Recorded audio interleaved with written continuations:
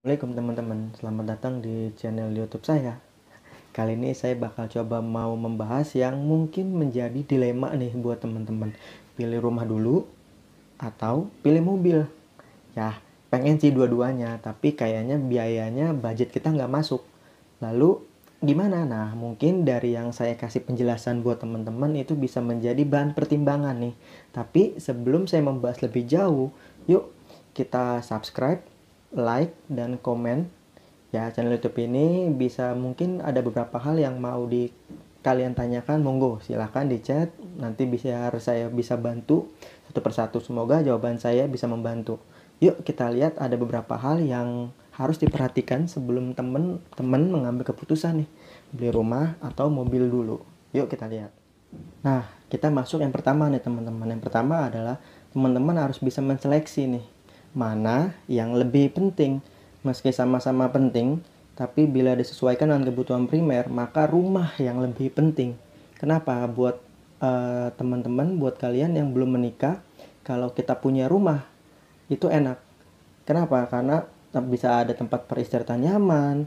Lalu sedangkan mobil ini hanya untuk apa ya? Alat transportasi kita nih, memindahkan dari satu titik A ke titik B. Seperti itu. Tapi kalau untuk teman-teman yang sudah berkeluarga, apalagi udah punya anak lebih dari satu, lebih dari dua, kalau kita nggak punya mobil nampaknya repot. Ya kalau kita mau pergi dari satu titik ke titik lainnya, kalau kita naik motor dengan kondisi mungkin teman-teman punya anak 2 3, kayaknya kasihan juga ya. Kita harus kepanasan, kita harus kehujanan, itu kita lakukan terus menerus berkali-kali nih teman-teman. Maka dari itu coba teman-teman bisa seleksi nih mana yang jadi kebutuhan primer teman-teman.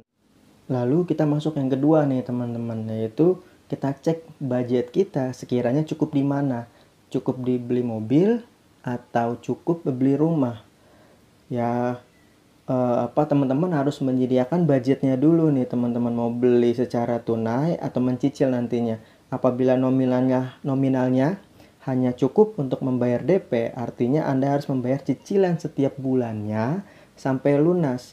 Dalam hal ini membeli rumah adalah keputusan yang terbaik, sebab harga jual rumah akan terus meningkat nih teman-teman, sekalipun itu rumah bekas pakai atau second. Sementara harga mobil akan mengalami penyusutan nih seiring waktu pemakaian. Bukannya untung tapi buntung.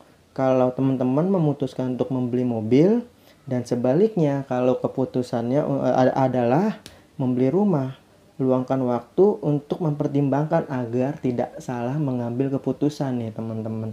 Ya kebayang ya, karena setahu saya rumah tuh harganya nggak pernah turun, tapi mobil harganya selalu turun. Apalagi kalau kita punya mobil, akan ada selalu nih teman-teman perawatannya. Ada yang namanya kita ganti oli setiap 6 bulan sekali, bahkan ada yang bayar pajak. Bahkan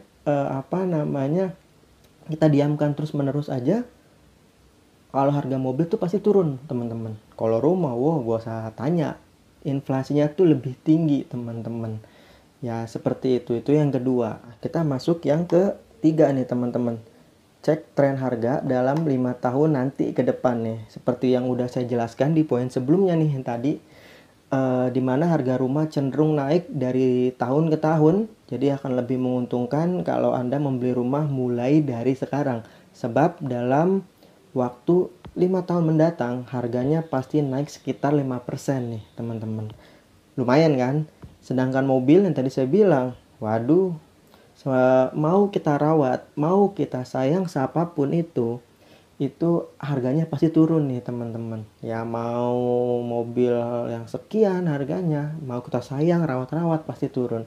Jadi sebaiknya memang kita pilih buat beli rumah dulu nih teman-teman, karena rumah pasti harganya pasti akan naik terus menerus nih teman-teman. Kita masuk ke yang keempat nih teman-teman, alternatif yang tersedia. Dari segi alternatif, keduanya sama-sama punya alternatif yang bagus sebagai pertimbangan. Alternatif rumah bisa berupa teman-teman bisa ngontrak, nyewa apartemen, atau kos-kosan. Sementara untuk mobil ada transportasi umum nih. Seperti teman-teman bisa pakai angkot, kereta, busway kalau teman-teman ada yang di Jakarta, dan ojek online dengan harga yang terjangkau. Namun mengingat biaya transportasi yang dikeluarkan dalam sebulan lebih kecil, kalian sudah tahu kemana sebaiknya tabungan digunakan. Tentunya untuk beli rumah, karena kalau dihitung-hitung uang sewanya jauh lebih besar dibanding dengan biaya transportasi teman-teman nih. Apalagi kalau dikalkulasi kurun waktu hingga 5 tahun. Maka biaya ngontrak atau kos itu bisa digunakan untuk membayar 30% dari DP rumah teman-teman.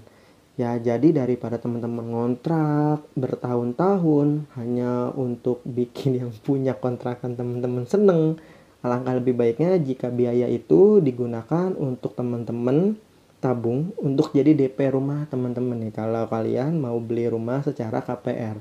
Ya, apalagi berapa sih? Karena kalau tadi penjelasannya itu biaya transportasi kita nggak bakal lebih mahal dari kalau kita nyewa apartemen, kos-kosan, atau kontrakan nih teman-teman. Jadi udah tahu ya nomor 4 seperti apa. Nah, kita masuk ke nomor 5 nih teman-teman. Ya, bisa dibilang ini salah satu apa ya, yang paling penting lah. Yang kelima adalah teman-teman tinggal sesuaikan nih dengan kepribadian masing-masing teman-teman. Kalau teman-teman kalian berpikir sudah memulai berinvestasi, punya pola pikir investasi di awal, ya solusinya memang teman-teman bisa beli rumah dulu, karena bisa jadi itu kita nanti kalau kita diamkan bisa harganya bisa lebih mahal, atau nanti teman-teman bisa kontrakin atau kos-kosin ke orang, atau itu bisa jadi rumah tempat tinggal orang tua teman-teman nantinya. Tapi kalau teman-teman ngerasa gua harus punya mobil dulu, yang tadi dibilang sudah punya berkeluarga, ya mungkin punya mobil itu salah satu solusinya nih. Tinggal disesuaikan aja teman-teman kira mau membutuhkan yang mana nih, mobil atau rumah dulu nih teman-teman, seperti itu. Nah, kita masuk sesi yang paling penting nih teman-teman. Kesimpulannya, bila pertanyaannya adalah membeli rumah atau mobil dahulu, maka bisa dipastikan jawabannya adalah lebih baik membeli rumah dulu nih teman-teman. Pasalnya harga rumah dari tahun ke tahun itu semakin mahal teman-teman. Sedangkan bila menerus menjadi penyewa rumah, ya menjadi penyewa kontrakan, kos-kosan, itu justru mengeluarkan uang untuk sesuatu yang nggak bisa teman-teman milikin. Ya kita bayar terus setiap bulan, setiap tahun. Ke punya kontrakan itu kita cuma jadi ngontrak, kita nggak bisa punya rumah itu teman-teman.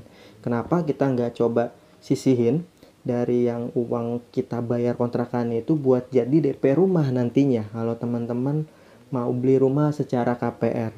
Tapi kalau misalnya teman-teman berpikir beli mobil, sedangkan kalau mobil nih sebagai alat transportasi masih bisa kita cari alternatif yang lain yang jauh lebih murah, seperti transportasi publik. Sekalipun Anda berniat memakai mobil tersebut sebagai sumber tambahan penghasilan, Anda perlu memastikan lebih dulu nih, apakah hasil dari pekerjaan sampingan tersebut bisa mengganti segala biaya yang muncul seiring kepemilikan mobil.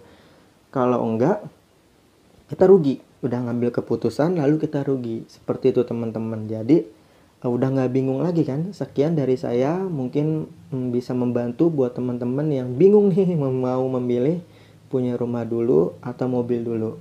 Ya, saya Riko pamit. Assalamualaikum.